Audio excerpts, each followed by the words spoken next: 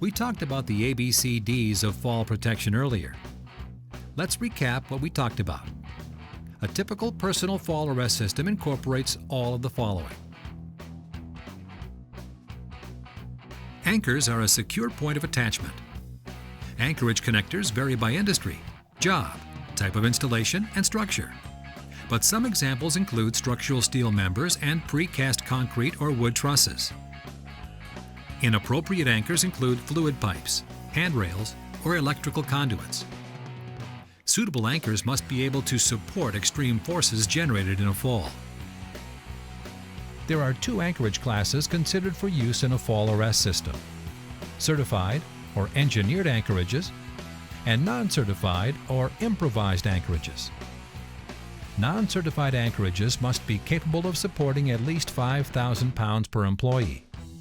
But a certified anchorage must be designed, installed, used, and maintain a safety factor of at least 2, under the direction of a qualified person.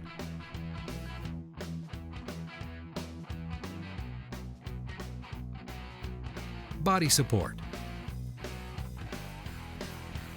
Harnesses distribute fall forces over the upper thighs, pelvis, chest, and shoulders. They provide a connection point on the worker for the personal fall arrest system. When donning the full body harness, it must be adjusted to fit you properly. It should be snug, but comfortable. The sub-pelvic strap should be positioned directly under the buttocks. This strap and its proper placement are crucial. It is the sub-pelvic strap that distributes much of the energy generated in a fall to the structural part of your body. The chest strap must be fastened securely, and the dorsal D-ring should rest between your shoulder blades. Once your full body harness is properly fitted, you'll get freedom of movement, comfort, and maximum protection in a fall. Connectors, such as shock-absorbing lanyards or self-retracting lifelines, connect the worker's harness to the anchorage. Lanyards are made of rope, webbing, or cable, but when used for fall arrest, they must incorporate a shock absorber. Additional anchor connectors include snap hooks and carabiners. These are available in a wide variety of shapes and sizes, but all of them must be self-locking to reduce the possibility of a rollout or accidental disengagement. Although auto-locking snap hooks prevent rollout, they should still be coupled with much larger diameter hardware to prevent forced rollout.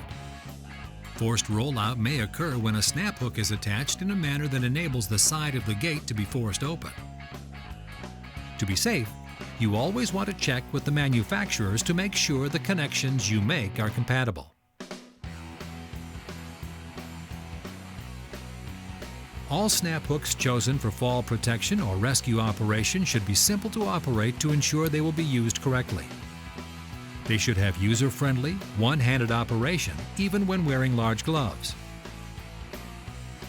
Workers should always make sure they achieve positive connections between components of their personal fall arrest systems, especially when visual confirmation is not possible.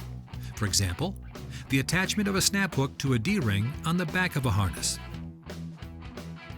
And as a general rule, all connecting components and assemblies must have a minimum strength of 5,000 pounds. Even those used on shock-absorbing lanyards.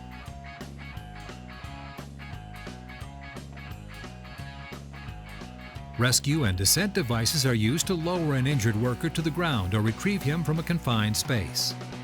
It is imperative to have a rescue plan in place at your job site in the event of an accident. And the plan must be reviewed and practiced on a regular basis. Calling 911 isn't enough.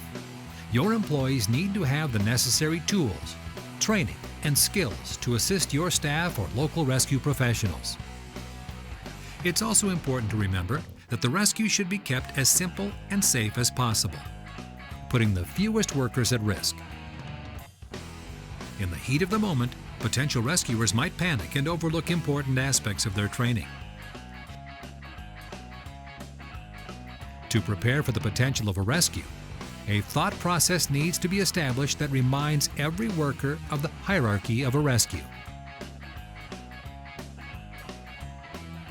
Self-rescue. Self-rescue means climbing or pulling yourself to safety.